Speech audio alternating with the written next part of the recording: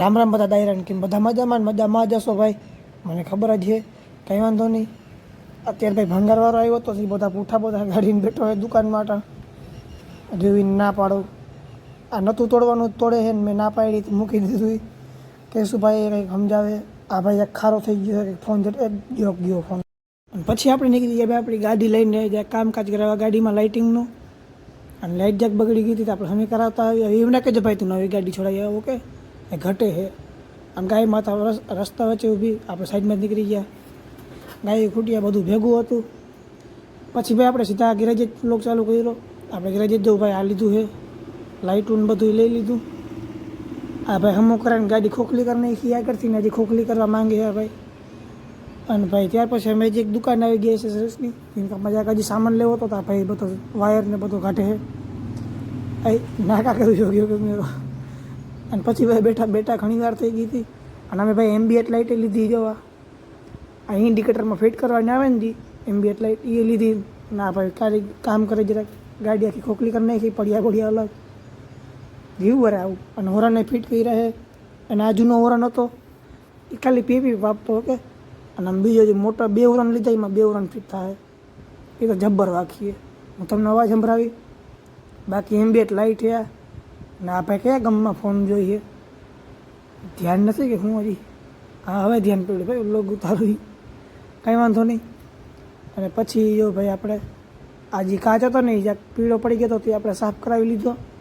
બાકી તમારો ભાઈ દેખાય એમાં, હા દેખાતું જોઈએ ભાઈ. અને આ બેટરીનું કંઈ કામકાજ કરાવ્યો, લાઇટિંગનું નોરનનું બધું. પછી ભાઈ હું તમને સીધા પૂરી ગયા દાબેલી ખાવા. ભાઈ 2000નો ખર્ચો કર્યો અને 200 રૂપિયાની પાર્ટી આપું તો ના. વીડિયામાં કહે કે 20 રૂપિયા એરફોન લીએ और 200 रुपये की पार्टी दे रहा. આપણે આમ જો હે ને લાઇટ ને બધું કેવી રીતના કામકાજ જો. આ એમ્બિયન્ટ લાઇટ અહીંયા ઇન્ડિકેટર પાસે આવી રીતના બરે. બાકી ઉપર ધોરી લાઇટ આપણે એલઈડી ફિટ કરાવી. અને જોઈ લો કેમ લાગે ભાઈ. આ રાત ને દિવસ કરી નાખે એવડી લાઇટ ફિટ કરી. પછી આપણે પગી ગયા આપણી દુકાને. અને દુકાને પગી ગયા ને ભાઈ આપણે પપ્પાને ગાડી દેખાડી દીધી કે આપણે આ રીતથી કામકાજ કરાવી લીધું ગાડીમાં. મેં 3 વસ્તુ કરાવી, એમ્બિયન્ટ લાઇટ, એલઈડી લાઇટ અને હોરન. એ પપ્પા અંદાજે કામ કરતા હતા.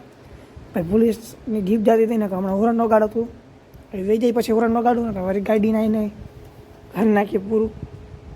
એ રીતે આપણે ગાડીની ચાવી ચાલુ કરી. હવે તમને લાઇટ ચાલુ કરીને બતાડું.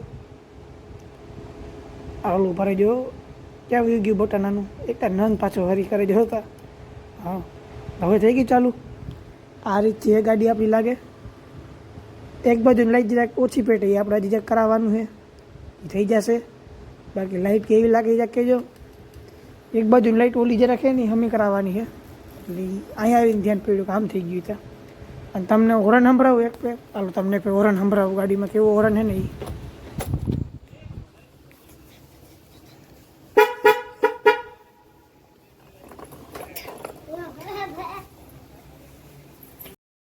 ત્યાર પછી ભાઈ આપણે પૂગી ગયા હતા બહાર બેસવા, હું અને પથિરાણા. આ કંઈક ફોનમાં જોઈએ, બાકી કોઈ હે નહીં અહીંયામાં બે સિવાય, આમ 2 એકલા. અને ત્યાર પછી એમને ભૂખ લાગી તો રાતના ગોલો ખાવા આવી ગયા હતા. ઉમેદભાઈ, મમ્મી, ટીંકુ, નંદ આમ બધા ગોલા ખાઈ. ફટાફટ આપણે ગોલો ખાઈ લઈએ ને આ પોલીસની જીપ ગઈ ભાઈ, ઓકે. આ ફટાફટ ખાઈ લઈએ આપણે. અને પછી ખાઈ લીધું ને પછી આપણે આવી ગયા ઘરે. અને ઘરે આવ્યા પછી આપણી ગાડી કેવી લાગે એ મેં તમને આજના દિવસમાં કેટલી ફેર ગાડી બતાવી.